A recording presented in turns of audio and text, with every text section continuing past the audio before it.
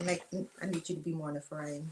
Hello, everybody. How How you guys doing this morning? It's wonderful to fellowship with you, my love. Well, love, it's good to be here with you too. I know. Amen. It's great to fellowship with you also. Amen. It is such a blessing to be here to just share a couple of little tidbits on how our love has grown and what attributed our love, what influences helped us to become the lovers that we are today. Right.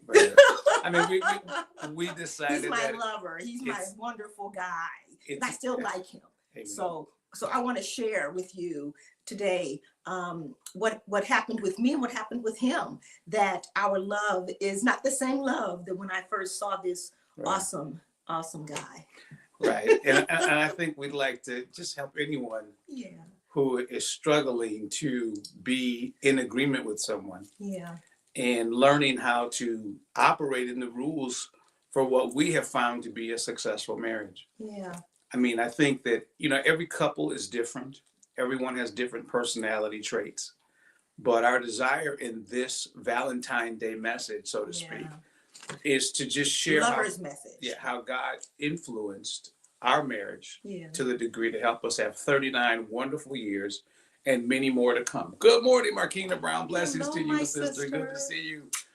And so just the insights of what it takes to really have a successful marriage. Hey, Pastor Fernando, welcome to the room. And so what it takes to have a real successful marriage and the labor of love it takes. I mean, we've been married 39 years this year. Yeah. And and it's been wonderful. It's had its challenges and its uphill walks, but all in all, it's been wonderful. It felt like a downhill journey, but it was an uphill walk. Okay, all right. At times it did feel like a uphill, because that's just life itself. We're not here saying that we're perfect, and we're not saying that we didn't have hard times. And if you think that a marriage is about always good times, then that's not the message for you today that you want. You're not going to get that today. I think that in pressure, it creates diamonds and rubies with pressure. Yeah, diamonds, pressure at times it creates muscles also, And so a lot of times we've gotten stronger because of the good times and the difficulties. Right. Yeah, there's a saying that people say that, life gets better. No, life gets harder. You just get stronger. That's it. And you think it's better only because you're stronger. Yeah. And once you realize life doesn't get better, you get stronger. And when you get stronger, your ability to handle life increases. Yeah. And your proficiency rises. Yeah. And then you're able to what seems better because you've interpreted things differently. Yeah. And so we're going to have a word of prayer. We're going to get into just what we want to talk about this morning, about the rules of a successful marriage and how to maintain it. So, mighty Master's Father, in the mighty Master's name of Christ Jesus, we decree and declare your presence is here in us, on us, and with us. Now we commandeer the atmosphere for revelation, visitation, manifestation, and demonstration of your presence, your purpose, and your love toward everyone under the sound of our voice. We decree and declare it done now by the grace and the finished works of Christ Jesus. Amen. Amen. So one of the things I want to say is that I believe that we can say that we are somewhat expert marriage counselors. Yeah. We're professional marriage counselors. We're professional life coaches and family life coach also. And spiritual advisors too, because I believe that I can help people who are going through difficult times as a person, be male or female, as a couple. We know we have tools. We've learned to use tools to make effective lives with people and for people. Okay. Yeah. Right. So we've developed tools right.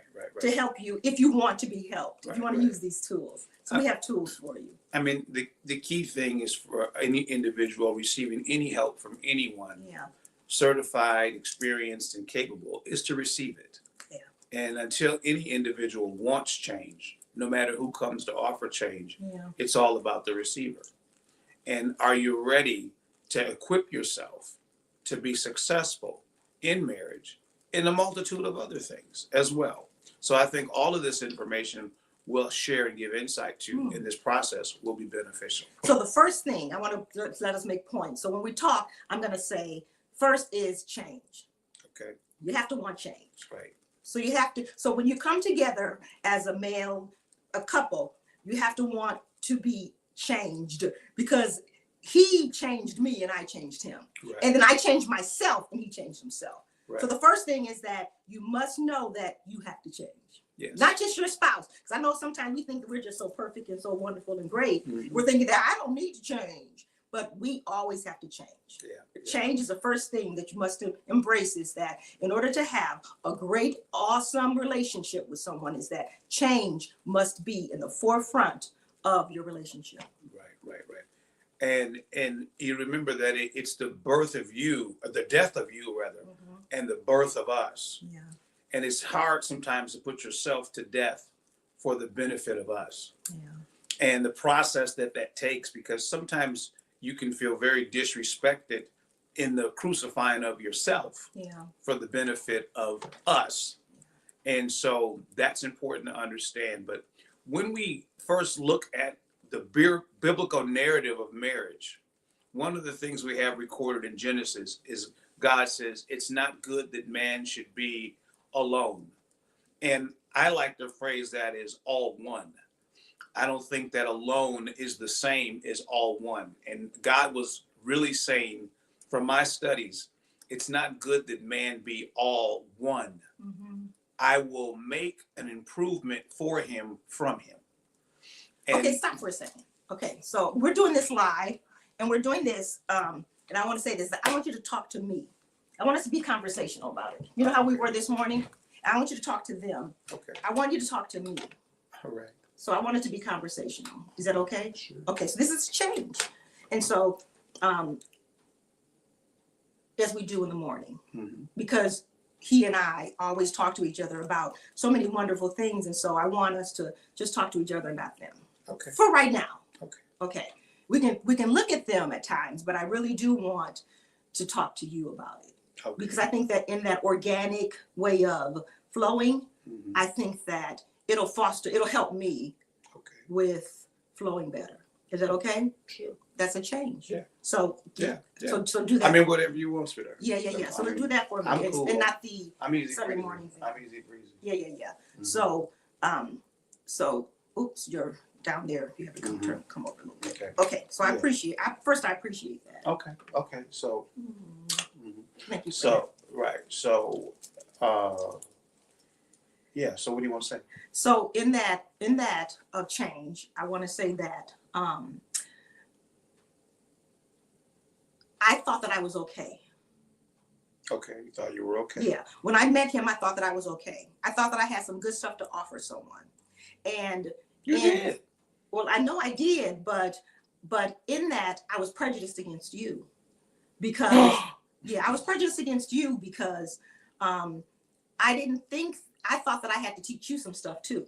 Mm-hmm. So in the beginning of this koinonia or this fellowship together, I thought that not only did I want to be with you, but I thought that I was okay. And when I started to be with you, I realized that my okay is not your okay. Okay. And I realized that the things I was focusing more on you changing than me changing. Right. Which is common for a new marriage. Right. For people. And I think that a lot of people don't realize it. And some people, it can start that way, but some people stay that way. Mm-hmm. They constantly focus on the person they're with, saying that I'm not as bad as you. Right. So I must be okay. Right. Because I'm not as bad as you, I'm focusing on what you are lacking, that I don't even examine my own self. Right. And I think when in counseling a lot of times with people, they're more focused on what the husband or wife is doing, that they don't realize their response to their husband and wife. Right. You got me? I got you. And so they're stuck on, I didn't do that, but they're judging. Right. Or they are demeaning in their conversation. And so they're just as bad as that spouse who did whatever, because they don't realize that they're still with them and they are downing someone while they're with them. Right. It's like, hey, if you want to leave, then leave, but stop staying with them and downing them. Right. Only focusing on them and not your own growth. Right. But one thing we learned about that, and I want to say this, is that sometimes you do that because you mistakenly have married to be superior in front of somebody. But you don't know that. And sometimes people don't recognize that. Oh, we married to be superior. I married subconsciously saying, oh, I now have an audience. Yeah.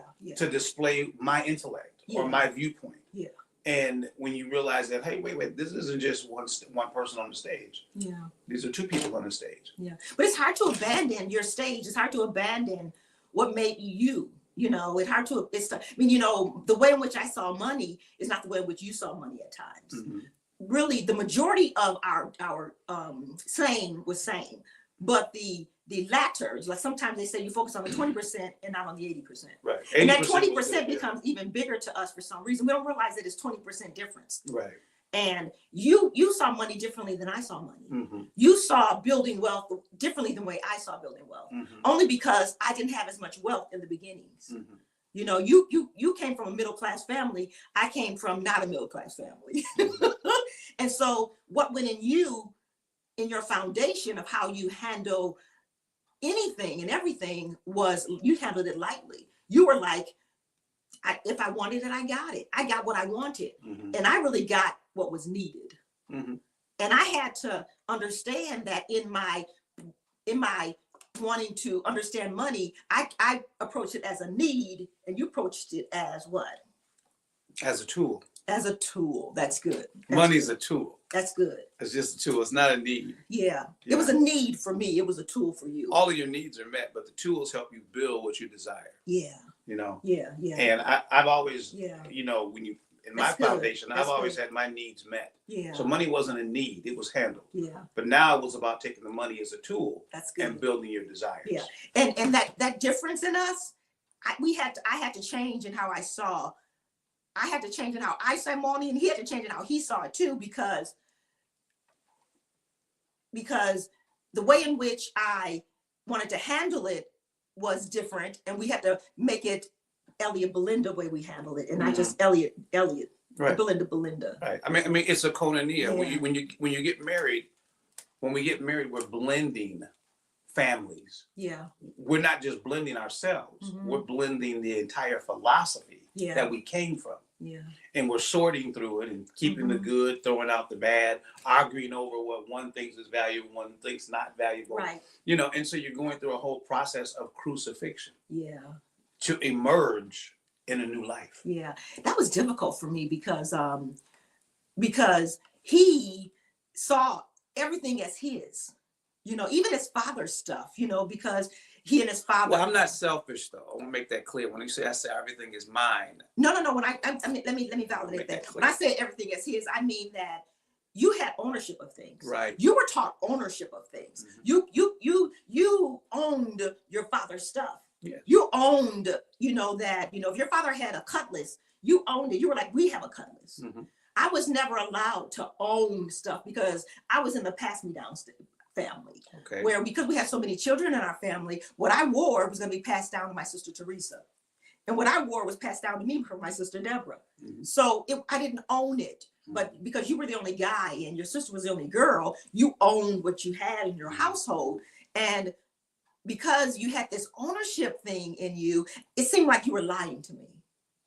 Oh. Yeah, in the beginning, you were like, I have this house, I have this many houses. I'm thinking, well, your dad has those. But you felt as if my dad has it, I have it too. Right. You took ownership of everything. And it wasn't a sense, and that was not a lie.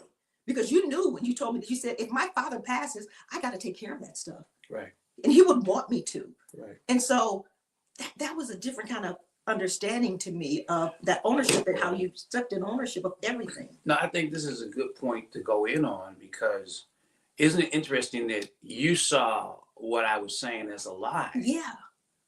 But it was actually very factual. Yeah. And that in the legal aspect of things, in the event of any relative who's assigned you to something, when they die, it becomes your responsibility. Right. But when you grow up in a house where your relationship is celebrated with your parents, yeah, and not tolerated, yeah, you have a different viewpoint of your own value. You do.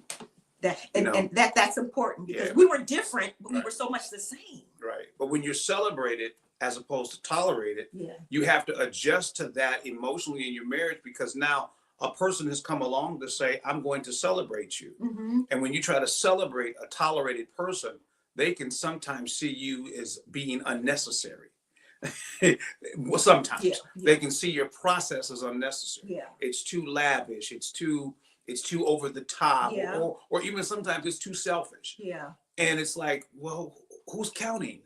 Why are we counting I'm here? counting. I know, I'm counting, right. And that was the thing, is that I had to realize that, oh, Belinda, you're counting. You are looking at lack. He's looking at abundance, Right. but he's looking at more than enough. And you're looking at, I got to share. Right. I was always into sharing. He was into, why I have to share? I can get you one yourself. I'm not against sharing. No, my love. Listen, in the beginning, there were things that I wanted you to share, and you were like, I don't have to share. I'll get you your own. Mm-hmm. That was the hurdle that we had to get over too, Mm-hmm. because you were like, well, why do I have to share? I just get you your own. And we had a conversation about that. Mm-hmm. I was like, I just only want a bite. Well, I want the whole thing. Let me just get you your own. And so it wasn't a bad thing, Mm-hmm. but we had to, that was the language that I had, is that just share. And he was like, well, I can share, but I don't have to. So let me just get you your own. And if you don't eat it all, my love, he said, I'll eat the rest of it. So it was a different way of seeing things that we had to change in how I saw it. I was like, I just want you to share, because I grew up with sharing. And he was like, yeah, that's good, but let me get you your own. Right. And it seemed wasteful to me. It seemed like you were selfish. It seemed like you didn't want to share. So here, yeah, it was my side. That's how I saw it. This is a good point, because she Yeah. saw my not sharing as a form of rejection. Yes. A form of rejection. Yeah. And when you realize, oh, it was a form of rejection to you, and I'm like, no, it's a form of affection. I'm willing to give you your own, right, independent of me. You can do it what you please. Yeah. And you see me as rejecting you because I won't conform to your process. Yes. That's important to understand, because some people do see things differently. And that's the thing about the change, Mm-hmm. is that there are so many, ouch, you touched my change area, mm-hmm. and I touched your change area also. Yeah. Because not only am I to allow you to buy me another one, but you're also allowing me to bite into yours. Right. Because it wasn't just a sense of that I needed to change in that, but he needed to change in that also. He needed to give in to me sometimes of, he realized that, you are a foodie and you just want to taste something. And this is about you enjoying food. And so he had to abandon wanting to buy another one, to say, she's a foodie. I love her. And here, sweetie, I'll give you a taste. And I had to understand too that it was really just about a taste. It wasn't about full ownership of her own. Yeah. And that's the part I didn't understand, because I was eating to eat. I wasn't eating to taste. Yeah, and so I was trying to give her hers to eat. Yeah. But if you just want to taste it, I get why you want a bite of mine. Okay. And I didn't know that I just get it. You want a bite of mine because you just want to taste it. Who wants the obligation of a whole one when you just want to taste it? I get it. But that was a contention, and it was like, well, you don't want me to. Why can't I bite yours? And why can't in the beginning of your relationship, you're like, lovers will share. Right. But part of it too is in all that get understanding. Yeah. And in the process of getting understanding, we had to say, oh, wait a minute. I had to come to the understanding that you just wanted to taste it. There you go. As opposed to thinking that you wanted to intrude upon me. There you go. See, I felt like it was an intrusion when I was willing to say, here, honey, I'll be glad to give you your own. Right. Have your own. Right. You got your own, and I took care of you, and I'm not denying you, and I'm not selfish. Yeah. But this intrusion of wanting to bite mine, I don't understand it. And that's the thing, is that he thought it was an intrusion, and it was feeling negative. Okay. Negativity came because it was an intrusion. And for me, it was, let me share, because lovers share and give me a little bite. And it was sweet and it was wonderful. And you're thinking, this is an intrusion. Well, because I want to eat my food. I want all my food. Come on, yeah. I want all my food, and I'm not denying you any. Right. So I'm not catching the koinonia of it. Yeah. I'm catching the logic of it. Right. I'm not catching the emotion of it. Right. That's where I was. I was catching. There was the logic of Like, it. why you gotta taste mine? Why you gotta share mine? Right. He's a giving guy. He'll share, but he was thinking, why gotta share mine? Right. And I was thinking, why not share yours? Right. And you were like, this is Because an intrusion. This is an intrusion. Because I don't have to share mine because Yeah. I'm willing to give you one. But I don't have to share mine because I grew up not having to share. Right. That's how I felt. Yeah. I don't have to share mine because I grew up not having to share. Right. And I'm And not denying you Right. one as I have. Right. And mine was I have to share. And so You should too. right. That's what yours. I have to share and you should too. And that's right. That's right. And it was like, let's share. And it was let's share. And he's like, wait, can I give you your own? Right. We will share sometimes. Share what I want to share. Right. Share what I want to share. Right. You share what I want you to share. Right. And it was like, well, we have to, and you have to have a dance with me because it was like, I don't even want to dance with food. And you were like, she want to dance with food. She enjoys, she has fun with food. Oh, this is not serious. This is just. Right. I eat to survive. Yeah. I don't live to eat. Yeah, there you go. See, there's some people who celebrate food. Yeah. This isn't the best description, but I tolerate food. I tolerate food. Sometimes if I could take a pill that could solve it all, I would never eat. I would just take a pill and be done. Yeah. But it's just a different process. There's Yeah. nothing wrong with celebrating food. Food is wonderful. No, you're right. But I'm just simply saying when you look at the differences Yeah. of how we process. Yeah. You know? It was a different. Yeah. And that little small thing of change in that little small area, it got into my feelings. Mm-hmm. And it got into your feelings. You said you're intruding. Was that the word that you used, or what was it? No, I felt like intrusion because Intrusion. it was almost like, in my mindset at the time, Mhm. it was like, you just want to put your hand in my stuff. That's it. And see, that's the thing about when you grew up, it was your stuff. Right. And you would say my stuff. Yeah. And because he had an ownership of my, I was offended by my because I didn't say my a lot. he did. He did. I He did didn't- not. it was unconscious. He did. Okay, all right. He did. And I knew it because I couldn't say my. Okay. I got He it. could say my because it was okay. Right. It wasn't a bad word. It was a bad word in my language. Right. Because I needed to change how I saw my. Right. That's all it was. And I was like, he's so selfish. He's saying my this, my that, my. I was thinking ours and we. And it was like, did you realize that you say you and yours? And he was like, no, I don't realize that. It's only Right. because it was okay to do that. Right. Right. Well, we're much. I couldn't do it. We were a much smaller family than they were. They were a Yeah. much larger family than us. 15 children. 5 girls, 10 boys. as opposed to two children, a boy and a girl. So it's just a whole different process. Yeah. I mean, and that in itself Mhm. was a change thing that I needed to happen, is that this person that I'm with, that I fell in love with, and I think Mhm. he's so adorable and cute, and he's so driven, but still we came together and started to live with each other. Now I am seeing our differences, Mhm. and I'm focusing on your difference, and I'm not focusing on my difference. Right. Right. But as we navigated through this, Yeah, the foundation was love. yeah, The foundation was understanding. yeah, The foundation was we were intellectually the same. We were mentally the same. Yeah. That's different than intellect now. Yeah. Intellect and mentality are different. There's intellectual the same, mentally the same, and physically compatible. yeah, So you got physical, mental, I'm just going to say emotional. We had intellectual, emotional, and physical compatibility. yeah. Now, granted, you're not 100% in all those areas, but Yeah. you work to synchronize them. One more thing I want to say this to you all out there is that we also had arrogance with us also. Okay. I was arrogant enough to think that this ain't gonna fail. Okay. We were arrogant. We had arrogance to say that whatever I put my hands to is gonna be a success. Mm-hmm. That if I chose you, then you're gonna be great and I'm gonna be great. Well, wait a minute. I had an arrogant. If you didn't, you did too.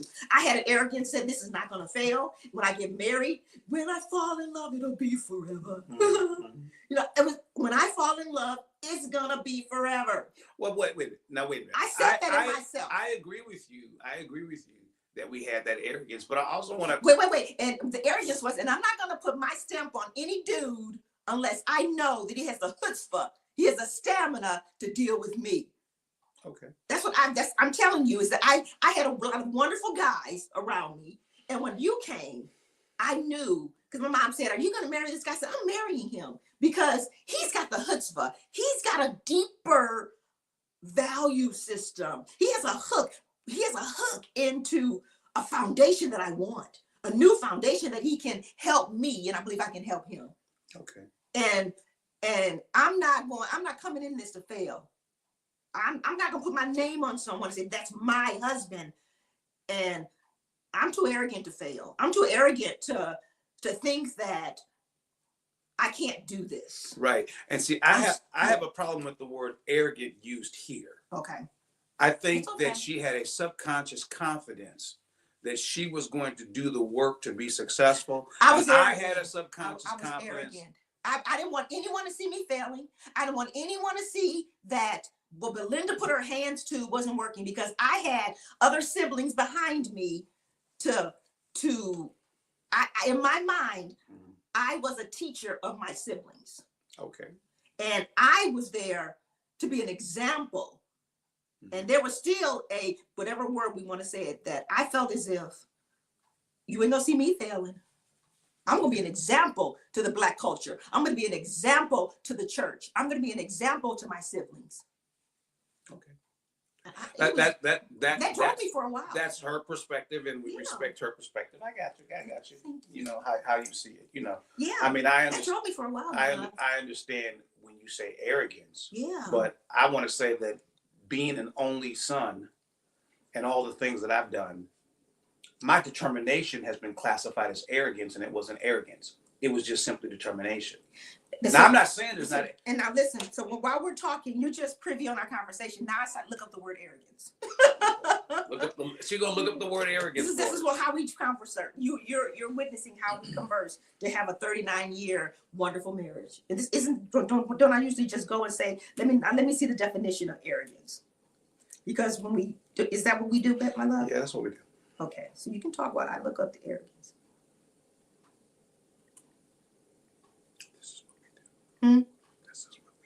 This is what we do. Mm-hmm. Okay, so the definition of arrogance, okay, is the quality of being arrogant. Now you don't define a word with a word. So you can't trust these things. Don't define a word with a word. Go ahead. Haughty conceit. Look at this. Self-importance, yeah. Self-importance. Swagger. I had swagger. High-heartedness, yeah. Sense of superiority, yes. Pride, yes. Vanity, yes. Snobbishness, yes.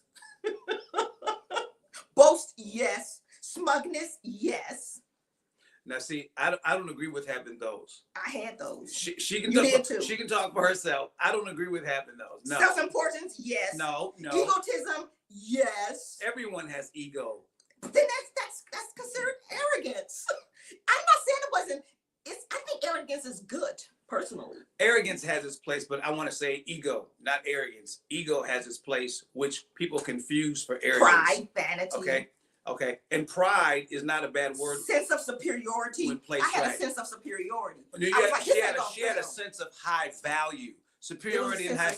She didn't condescend other people. No, I did not. So that's what I'm saying. Superiority involves condescending other people. High value is just what you think. Well, I was condescending. I would say inside myself, I was saying, I am not going to get a divorce. I am not going to fail. That's not condescending.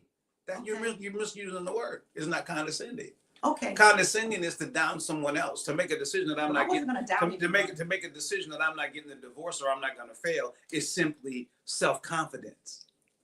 Willing to do the work it takes to be successful. Yes. Okay. I was willing to do the work. It's the wrong use of the word arrogant, in my opinion, in this application. And anyway. Okay. All right. Anyway. So her first point was change. What's your second point? Change. I think, but change is one of the biggest things, because change is constant. Okay.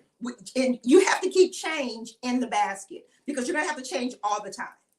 You're gonna have to change in how you make love. You're gonna have to change in how you see each other physically. You're gonna have to change in how you see each other mentally. You're gonna change in how you see each other in the positions of your relationship, because change in Change how you parent. Yeah, changing how you parent.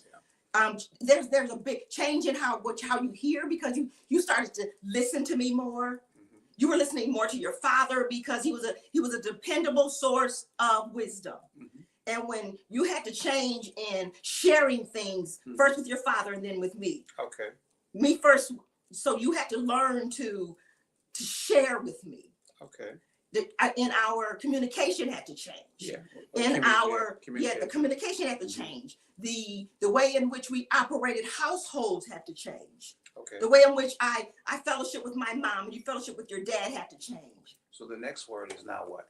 Okay. We're finished with change. Okay. It was a big change. Change was a big deal. So change has to be constantly in there. Don't get rid of change. We have to cover more. You tell me, because I said change. So give me one word now. Then what is the next word? Now the next word for me is you're going to have to understand. That's good. Okay. You're going to have to understand. And understanding takes time. Yeah. To understand is to do what? To be unseen support. When I think understand, I think unseen support. Now let me give you a picture of this. Unseen support. Unseen. You have to be in a place where you are supporting what you don't see, you didn't grow up with, you didn't operate in, you didn't respect necessarily, but now you're understanding that you're becoming unseen support for a process that you're not on stage about. And I see understand as abandon how you see it, to love this person enough to hear them. To not think about what you're going to say to them after they say what they're going to say, but understand is to have empathy. Okay.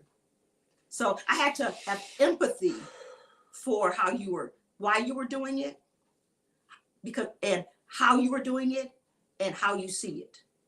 And I had to have empathy for you because understanding is to go to where you are and have your view and not my view. See now, empathy is what you described, but when I'm using the word understand, empathy doesn't first come to mind because I have to know what you went through. That's empathy. I understand. I know that's empathy. I do know that's empathy, but I'm saying I have to understand what you went through. I have to understand how you saw it. I know it's empathy. We say the same thing. You all out there. I'm giving descriptions. We say the same thing. We say the same thing in different ways. He says the boy version, I said the girl version. Right. I am the Message Bible. Yes, I'm still the He making me laugh. But it's empathy. Go ahead, baby. She's right. It's empathy. But I want to say this. If you don't understand where somebody came from, if you don't understand what they went through, then you can pick at what they're doing. As opposed to understanding what they're doing. See, sometimes I hear empathy and I think sympathy. Yeah. I want to say this. Sometimes I hear I know.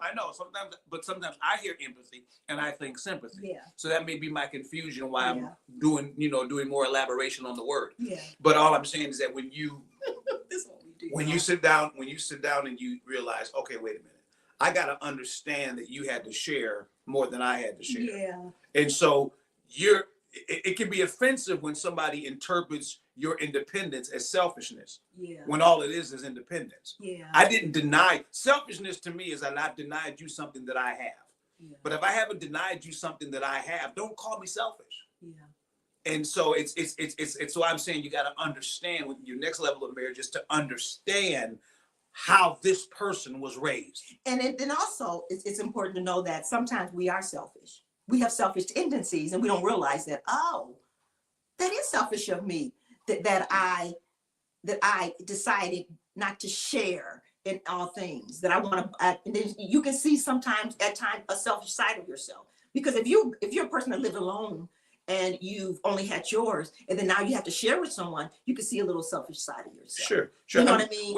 Selfish is not bad. No. It's just a sense of I never had to consider someone else in my own space. But there's some people that use selfish like a knife. Right. I'm not talking about that. And I don't think we all have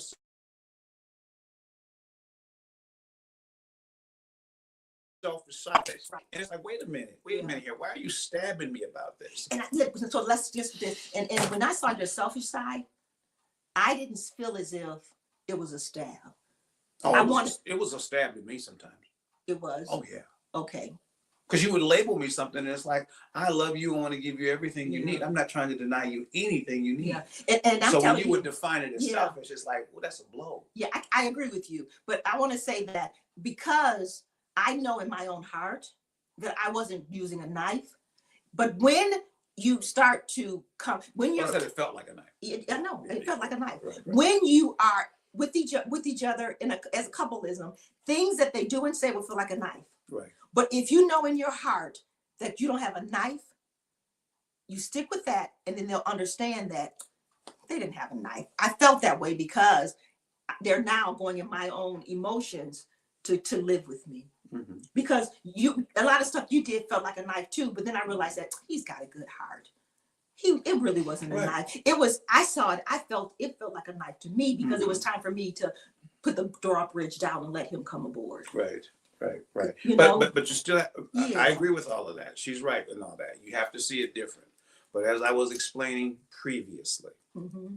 As you were explaining previously. Yes. When you go through the Yeah. emotions of somebody accusing you, Yeah. when you love and care for them exclusively and dearly, Yeah. and their accusations begin to make you feel, and you're in control of your own feelings. Yeah. So I'm not putting how she made me feel as her responsibility. I'm in control of my own feelings. Yeah. But if you don't know that, and there was a time I didn't know that, Mm-hmm. because you would give your feelings over to another person, Yeah.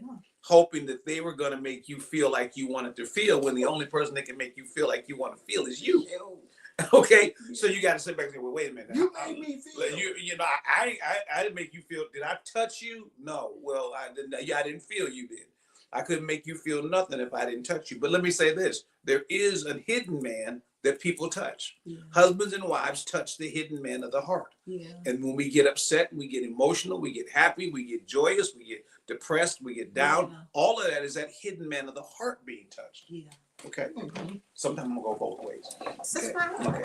And so sometimes I'm gonna go both. I'm not like this. I'm not going both ways like that. I like women. No.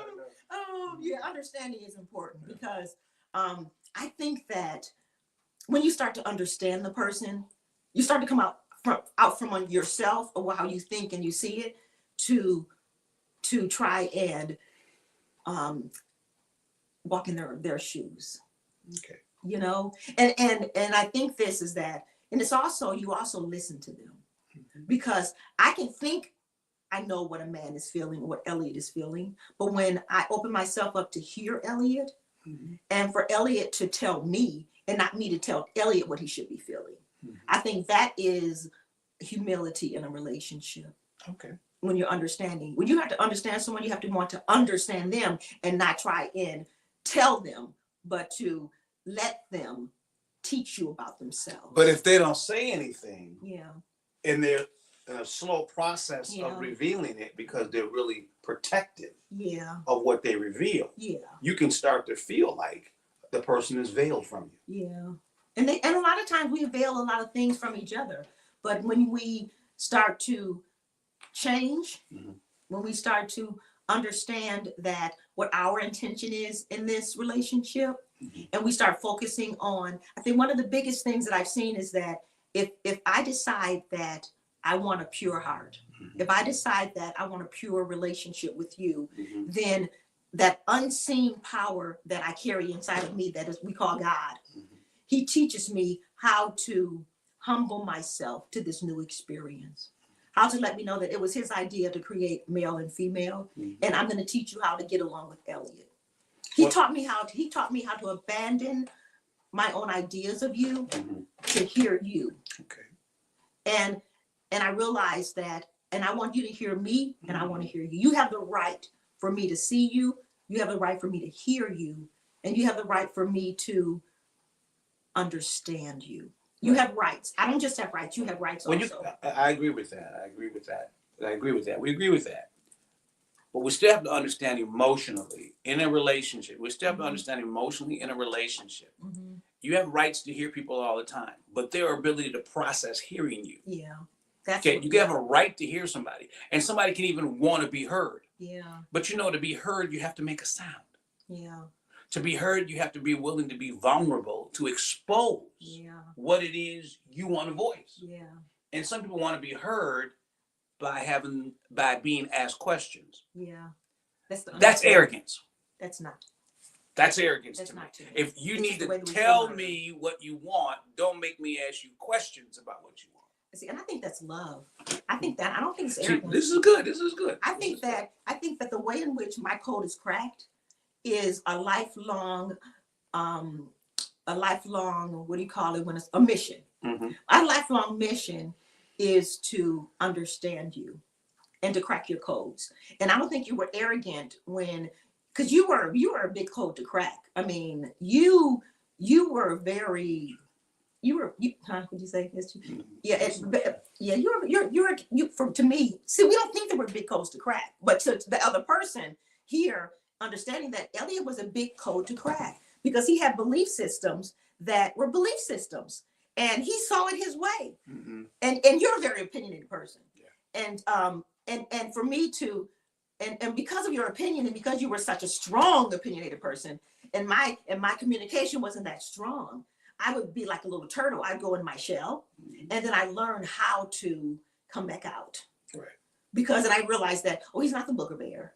He's not, you know, he has love, but he's also understanding how to share the space. Okay. How to share the conversation. Okay. How to hear not just the way in which he heard, but he's now realizing that they're earphones or earmuffs that is others of us and not just him. Right. His. Right. Okay. Okay. We were both learning All right. that him All and his, her and hers, and Right. Well, I you think know. I want to say this: that the key to the relationship Mm-hmm. was the willingness to stick together. Yeah. Okay. Yeah. You got the willingness to stick together I was willing. is important. Were you willing? I'm here. I was Did you willing. think I was worth sticking together with? Yes, I thought you were worth sticking together with. Really? Really. I thought you were too. I know you are. Right. I mean, that's one of the biggest things is because I'm getting such a wonderfulness from you because I knew that you were worth me investing in, Okay. and I knew that I was worth you investing in. Mm-hmm. You know. Well, I don't think that we were put together by accident, and I Yeah. don't think that we were put together of our own doing. Yeah. Yeah. And I didn't know that in the beginning because you were so different. When you inside of my heart, I knew that there was a foundation that you had inside of you that touched the God in me. Mm-hmm. It touched the God DNA in me. Mm-hmm. That it was that fellowship of that this is a true foundational relationship that can last for eternity. Right. I also think too that people have to realize this. All relationships, ours, parents, Mm-hmm. it has purpose. Mm-hmm. Mm-hmm. It has purpose. Yeah. Purpose. Yeah. And sometimes people want it to stay emotional. Yeah. And relationships are emotional, Mm-hmm. but they're principally purpose. Yeah. And that's important to understand because sometimes we get addicted to emotion in a relationship Yeah. as opposed to understanding purpose. And somebody says, Yeah. well, what's the purpose? Yeah. The purpose Mhm. is that we learned as a couple Mm-hmm. how to agape, philia, and eros, Yeah. the same person, Yeah. consistently for years. And to be able to, now agape, philia, and eros mean romantic love, Mm-hmm. God love, Mm-hmm. and brotherly and sisterly love. Yeah. And learning to manage those three Yeah. in one Yeah. is the purpose. Yeah. Yeah. It's the purpose. Yeah. And you have to be willing to know the purpose. Yeah. And sometimes you say I want to know my emotions in it. Yeah. I want to be in this relationship because I want to feel a certain way. Yeah. Well, every purpose does not always feel good. That's right. Every purpose. I mean, even the ones that start off great don't Yeah. stay feeling great. Yeah. Mm-hmm. So purpose becomes, in my opinion, Yeah. one of the foundations of having a successful marriage. So it was first what? Change, Then it was understanding, and now purpose. purpose. That's good. Purpose. Okay. So it's purpose. And then, well, what's our purpose? Our purpose is to Yeah. be together Yeah. in philia, agape, and eros for the glory of the Creator. Yeah. It's like the dining room table. It says, what's my purpose? Your purpose is to accommodate us at meals. Yeah. Your purpose, dining room table, is to accommodate us in conversation with family and friends. Yeah. That's the purpose of the dining room table. Yeah. Well, sometimes the dining room table's full of mail and then full of papers. Yeah. And it's like, that's not glorifying to me. I want pretty dishes on me. Yeah. I think when you say purpose, for me, I see, and me doing a lot of counseling with women and men, excuse me, not yet. Okay. I realized that sometimes I had to abandon my own purpose to know that my purpose was selfish or my purpose was one-sided. And the God in me said, Belinda, the purpose of you being with Elliot is not just to fulfill your own self. Right. It is also to make sure that he's happy and that he's fulfilled also. Right. And a lot of times in that purpose, I had to abandon how I saw things and how I did things in order to become. Right. Right. And to abandon what I thought was right, to abandon what I thought was he's being selfish, but it's his right to have what he wants. And so abandon how you're seeing him right now. Just love him. Right. Know that he means you well. I had to abandon what I thought was well. Right. And even if my eyes didn't see it, my heart had to believe it. Right. And one of the biggest things that I can say, you all out there, is that I had to abandon what I thought to know what my heart was saying. Because my thoughts can think that you're just being selfish or arrogant, but my heart was saying he means well. Right. And I want to give a breakdown. I really want to give a breakdown for people here on when you say I had to know what my heart was saying. Yeah. Down and deep in my heart, I knew that you were a great guy. I knew that even though you may go through the window, you got in the room. And I know thief. It's my interpretation of how you got in the room. Right. I had to abandon. You go through the room just through the doors, and you're like, no, we can go through the windows too. Right. And I had to abandon that. Well, Elliot, today you should do it through the door, and you should do it through the door no matter what. You are this if you don't go through the door. I had to abandon that kind of foundational, arrogant way of thinking that the only way you can get to the room is through the door. Well, and I have to say that you have the right to come through the window right now, through the windows. And there's a reason why you're coming through the windows. And if I abandon my, you only come through the door. And if you come through the windows, you're stupid or you haven't been taught right. It was a patio door window. You were saying, I'm going to make a patio door, and Faith is saying, I'm going to start doing this. And I didn't know that. I realized that your heart means well. See, if you don't believe that your spouse's heart means well, you need to leave them. Well, wait. If you're not going to work on thinking that they mean me well, I believe that there is a foundation that I can work with. If you believe that they're condemned, that there's no use. What does condemn mean? Condemned means unfit for habitation. If you believe that this relationship is unfit for habitation, and you know that you're going to keep and constantly seeing them that way, then you may as well leave them, because you are going to kill, steal, and destroy them. But right. Now, seriously. I'd like to say, when you talk about heart, what's in your heart? Yeah. We have to understand that we have 50% responsibility for the imaginations of the marriage. Yeah. And I mean imaginations, because when you say, oh, I knew his heart was good. Yeah. What she's saying is that my imagination chose to believe that his imagination for me was good. Yeah. And most people run into trouble because they stop believing their imagination about the person. That's right. Now, I'm telling you something, faith is nothing but imagination. And when you really understand the mechanisms of faith, you recognize that faith is giving you a vision or a picture to build reality. Yeah.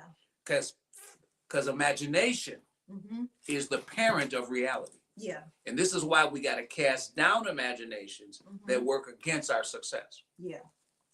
And sometimes you're damaged, traumatized emotions from childhood and your previous family where you're raised in will sabotage a good relationship. Yes. Because you'll sabotage it because you don't really know how to use your imagination effectively for the better. Yeah. Yeah. You're stuck. Mhm. And a lot of people are stuck in trauma. Right. And that's why, where it comes to understanding that trauma will stop a good relationship, will stop a good person in its tracks. And we are sometimes traumatized with what we've gone through, and we have triggers. Right. And those triggers can put us in a basement, and we're hiding in a marriage, we're hiding in a relationship.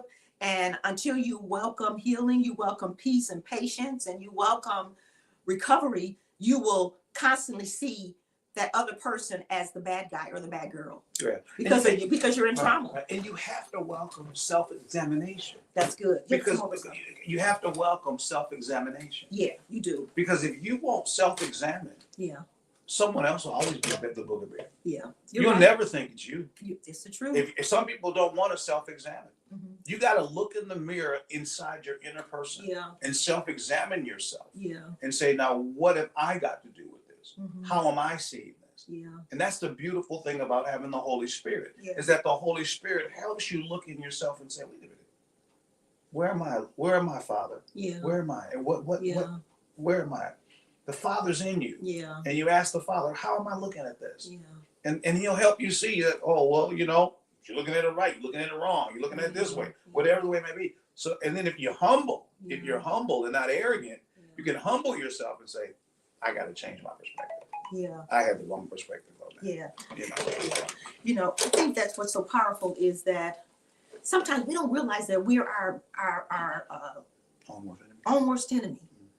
We can't see it because we're blinded by hurt, or we're blinded by arrogance, or we're blinded by I'm right, Shame. or we're blinded by shame. We're blinded by you're the bad guy. Mhm.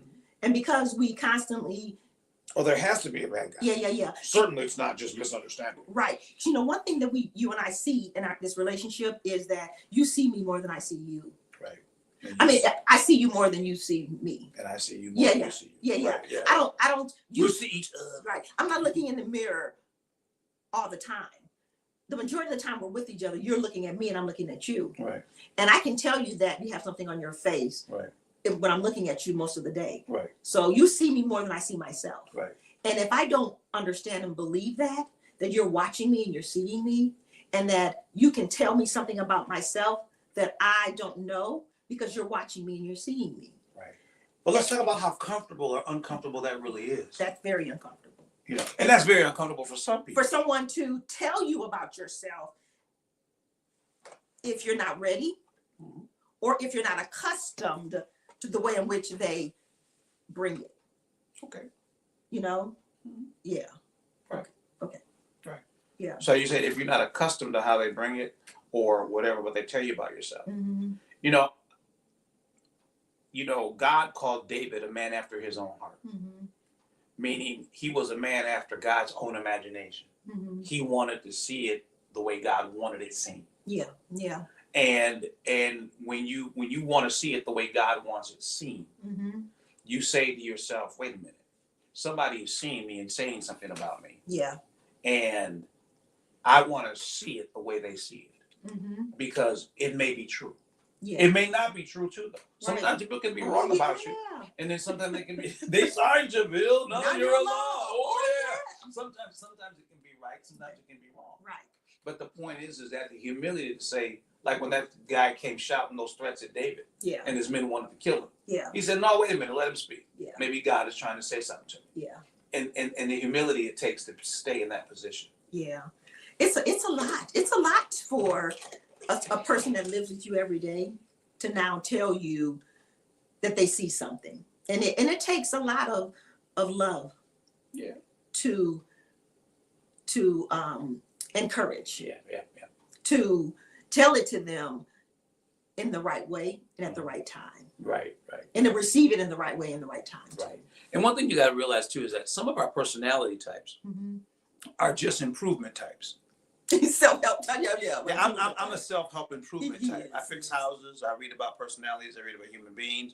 I read about this and that. Mhm. I'm not into a lot of frivolous social nonsense that people do.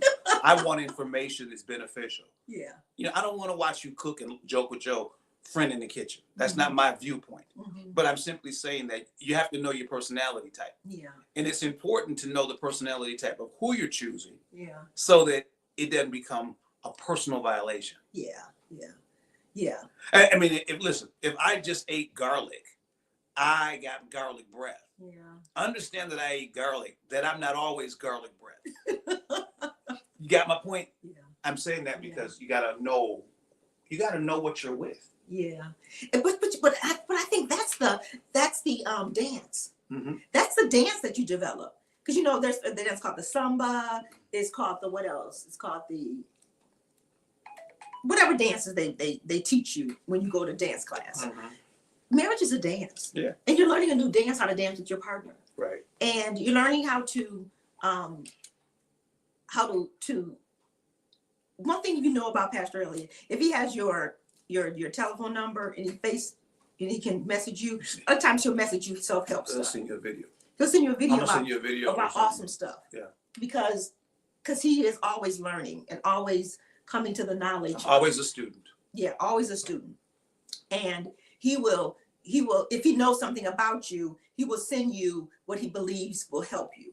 And sometimes I just send you information I think you may have interest in. Yeah. But I'm not trying to judge you in it. No, he's not. So stop thinking I sent you that to judge you. I did not. I sent you that just so you to know something. Yeah. And you're an action guy. You know, some people may think about people, but you're an action guy. You'll do it. Right. You got me? And so that can be off-putting at times because you have such love for people that you will send them something and they can think that it's personal. You got me what I'm saying? Because you're such a loving guy. Like, you know, he'll be sitting in someone's kitchen, and you may think that he's trespassing because he'll start fixing your cabinet door for you. You're like, hey, you know, even if you're sitting here a long time and they've gone, you have a screwdriver in your person. You'll start fixing the cabinet door for them if you're sitting there long enough. Because you're such a helpful guy. Is what I'm saying. Your heart is to help, right, and to improve and to make better. Right. Some people may not see that. They may see it as a trespassing. Right. They may see it as overstepping. But really, your heart is saying, I want to make myself better. I want to make everyone else I'm around better because I'm a blessing. Right. And it's something to understand too, what I had to understand is that your good intentions and your genuine motive do not give you the right to assume it's accepted. That's good. And that was an adjustment. It was just something to realize that a good intentions, a good motive, something that'll be beneficial to all, doesn't mean that it's going to be accepted. That's good. And that was what I had to learn, and she helped me understand that. You know, so as we said earlier, you got in having a great marriage, you got to first be willing to change. Yeah. Next, you got to be willing to understand. Yeah. Next, you have to understand that your marriage has a purpose. Yeah. Your marriage has a purpose. You know, we're grandparents now. We have 4 beautiful grandchildren. Yeah. And we are a foundation for those grandchildren. Yeah. And I can see how, and I know you can see it even too with your grandchildren, possibly if you have any, how your presence brings a straighter spine in their back. How your presence brings a wider smile across their face. It does. And when you start to understand that I carry a purpose as a grandparent, I carry a purpose as a now that I have adult children, I'm not controlling or shaping their decisions. I'm simply a consult if they choose. They may not choose to consult with you. And you have to accept that too. Because, you know, I've seen where my children have not always consulted with me about things. And for a while I was upset about it because I wanted to help them make the best decision. So but when you realize it's okay, they're grown and they're okay and they're on their way and they can make their own decisions today. Yeah, they have the right to learn how to ride the bike on their own. Right. We want to help them. We want to buy the bike for them. But, you know, it's beautiful to see how, you know, as a grandparent, we're a grandparent. We're a thousand parent. Right. We're a thousand parent. Right. I mean, you know, and I mean, we're in our 60s now. And so as when you begin to realize, okay, let me, that's her as you begin to realize how important it is for the 60s. To understand the purpose of your marriage. Okay, we need good marriages. Yeah. Because people have turned so selfish. They have. People have turned so selfish. And with the advent of the internet and personal devices in your hand and not being able to have to talk to people, texting people. I mean, you know. Elliot, what you doing? You know, we're in the same room, you know. It's like texting people. So the art of conversation is waning. It is. It means being lost. It's coming to a slow. Yeah. People are not learning how to communicate, articulate their emotions Mhm. verbally. Yeah. You know what I mean? And this is why you have to be so careful about texting people, because you can text what you say and it can seem so much ruder than you meant it. Mhm. And so be aware of those things as Mhm. well. But so in the success of a marriage, understand change. You got to know you're going to change. Mhm. You got to know that you're going to have to understand the person, Yeah. understand what they went through and where they're coming from. Yeah. Okay, this is so important, because if you don't understand what they went through and where Mhm. they're coming from, Mhm. they're going to freak you out, because you're not going to think like that, because you didn't go through that. That's true. And if you didn't go through that and you didn't have that Misinterpret. experience, Mhm. you're going to be like, why are you so crazy and paranoid about that? Or whatever it might be, whatever it might be. It's But true. but when you love somebody, you say, remember this, the Bible says, in all thy getting, get understanding. When you get a person, Yeah. get an understanding about that person. My job is to understand you. Right. And my job is to understand you. And that's a beautiful thing. Thank you for wanting to understand me. You're welcome. And thank you for wanting to understand me. I appreciate that, because I need to be understood. Right. And then sometimes I'm we help complicated at times. Sometimes I don't even understand myself. and sometimes you help each other understand each other. We do. Sometimes you can help, you can understand each other. Yeah. And I think that's beautiful. One of the things I want to say about you is that I appreciate having a person that wants to understand me. Mhm. You know? You sure? No, Yeah. Huh? Yeah. I mean, when you go through menopause, Mhm. when you go through changes in your life and you go through highs and lows, when you go through difficult times with children, difficult time with businesses, difficult time with life, you need to have someone there who can understand who you are when you're at a difficult time in your life. I mean, I think that's one of the biggest things that the Bible talks about, take comfort in the bosom of the wife of your youth, Mhm. because they understand. Right. If you can get a person who can really know that. I remember when we talk about this a lot, my love, about, when when we were first married, you could kick the cabinet above our stove, Right. above our oven, Microwave oven. Mhm. And it was like, wow, I remember when you could do this, you did that, and you did this. Okay. And now you're saying I can't do that. I'm not going to try no more. I'm not going to try that anymore. I'm not stretching my hamstring out like that.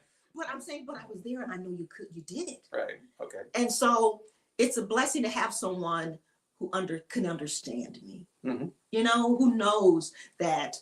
I broke my foot, you guys, and I gained weight. And so he was like, I like this weight. And I'm like, I don't like it. Little weight don't bother me. And so I'm getting the weight off right now. But he is a sweetheart to just the understanding of life changes. To have someone that understands. We all change. Yeah. And we've been there through the changes. But it's difficult when you can't even deal with your own self and someone else is like, it's okay, I love you. Yeah. Right. That's a beautiful thing. Right. For a girl, I'm representing the girls right now. That's a beautiful thing when you have a guy who, when the standard of women is beauty, when the standard of women is their bodies, when the standard of women is whatever, and you have someone who is, I love you just the way you are. Right. That's beautiful to have a person who loves you the way you are and who grows. Their love for you grows every single day in a different way. Right. Right. That's wonderful. That I don't have to pretend. Right. I can be myself. You welcome me, Belinda, be yourself. I love you. Right. It may be difficult at times for you to understand, but I still allow you to come out and be yourself. Right. You may have to change, it may be inconvenient, but you still want me to be happy. Right. I think that's a beautiful thing. Right. And it's so important to realize too, as we talk about being happy and being yourself, is that you have to first be happy with yourself. All right. Because if you're not, I don't care what somebody else tells you about you. If you're not happy with you, come on, you're going to have problems internally. Yeah. And you've got to realize that vanity, all is vanity. Like Solomon came to that conclusion in the scriptures, King Solomon. Mm-hmm. He said, vanity, all is vanity, which means what? It's fleeting. It's here for a moment, but it's not real. Yeah. It's not solid. It's not something you can live your life upon. Yeah. But what you can live your life upon, I've come to realize, is the good intentions of your heart Yeah. toward others Yeah. can carry you through some of the most difficult times. Oh, that's so good. Okay, the good intentions of That your is so heart toward good. others. They may not be able to receive it. Come on. They may even reject it. Yeah. But at the end of the incident, the end of the episode, Come on. you're able to say, I meant them well. I treated them well. I treated them the way I would want to be treated. And, or even if you didn't exactly treat them like you'd want to be treated, but Yeah. you did good based on what you do. That's all you can do at the end of the day. Yeah. At the end of the day, we're here to learn 3 things. To repent, which means to be able to change our minds. Yeah. That's what we meant when we said change. Then we're here to learn how to love. Yeah. Okay. We're here to learn how to be loved. Mm-hmm. We're here to learn how to forgive Yeah. and to ask for forgiveness. Yeah. And we can't forget, it's ask for forgiveness, Mm-hmm. not have forgiveness given to you. Forgiveness has been given to us by God. Mm-hmm. But sometimes we have to go to people Mm-hmm. and say, listen, Yeah. I handled you incorrectly. Mm-hmm. I thought about you incorrectly. It could be your spouse, could be your husband or wife, could be your children, Mm-hmm. could be your brother or sister. Yeah. But you have to say, I handled you incorrectly. Forgive me. Yeah. I thought about you incorrectly. Forgive my thoughts. Yeah. You know, you have to do this because, you know, nobody bats 100. Yeah. We're all in process of getting it right. I think that's a big thing. Is stop thinking that your spouse is going to be perfect and that you're perfect, Right. and that they understand everything, you know, and that the way in which you see them doing or approaching you is not the way in which sometimes their heart is. Right. Because sometimes we can do something that that we're doing it on the outer appearance, but our heart is totally different. Mm-hmm. That's important. Right. to know. And our interpretation of others is just us pushed out. Yeah, And that's a humble thing to swallow, that is. to really realize, wait a minute, that thought you have Mm-hmm. is your thought. Mm-hmm. Is that really what's going on? Sometimes that is what's going on. Sometimes it can be the naughtiness. But of our sometimes heart. it can be the naughtiness of our own hearts and we're in the wrong Yeah. place. Yeah. Yeah. So that's enough for now. We can't teach it all. We'll try. Can we continue this on Thursday? We'll see. We'll, We'll see. We'll see. but thank you for being here today. And so the first thing is what again? The first thing is change. The You next- gotta be willing to change. The Mhm. next thing is understanding. Yeah. You gotta be willing to understand. Yeah. The next thing is you gotta come into purpose. Yeah. You gotta know that your relationship has a purpose. Mm-hmm. And the last thing is you gotta be willing to forgive. God forgive. You gotta forgive. Forgive yourself Yeah. and forgive all others. Yeah. That's That's where the freedom is, in the Yeah. forgiveness. Mm-hmm. Because anybody you don't forgive, all you do is hold yourself hostage Yeah. in what their accusations or thoughts were against you in your own mind. Yeah. Yeah. All right. Well, hey, if you want to give anything, we invite you to give. We appreciate you supporting the ministry. Thank you. We've got a few different platforms for you to give from. We've got Cash App, which is $WITSM, Mm-hmm. $WITSM. Glory to God. If you want to give us anything personally, just because you love us, you can go to BJEJ Cash, $, and give there. Mm-hmm. BJEJ, $, was it cash, right? Okay. Anyway, whatever. Okay, you'll find her. You see her picture? That's where it is. Okay, and then also we've got if you got the Givelify app on your smart device, you can give there. You can make a check payable to Walking in the Spirit Ministries, and you can give there. And if you want to use a check or money order and use conventional mail, you can mail a check to Post Office Box 511 743. That's P.O. Box 511 743, Milwaukee, Wisconsin 53203. And make checks or money orders payable to Walk in the Spirit Ministries. Thank you so much for your giving. We appreciate it. It helps us continue to do what we do. Thank you. Hello, Elder Diane. Love you, Sister Markina. Love you, Nori. Love all of y'all. We can't call all your names. We might miss it, and then all of a sudden somebody's feeling bad. You didn't Everybody call my on name. here, we love you, and we send you joy. Now and in We the send you future. peace, and we send you the best. The best is here and now. The Yeah. best is here now, and Thank something you. wonderful is happening for you right now. Expect You're it. my Valentine. All right. Blessings. Bye now. Bye.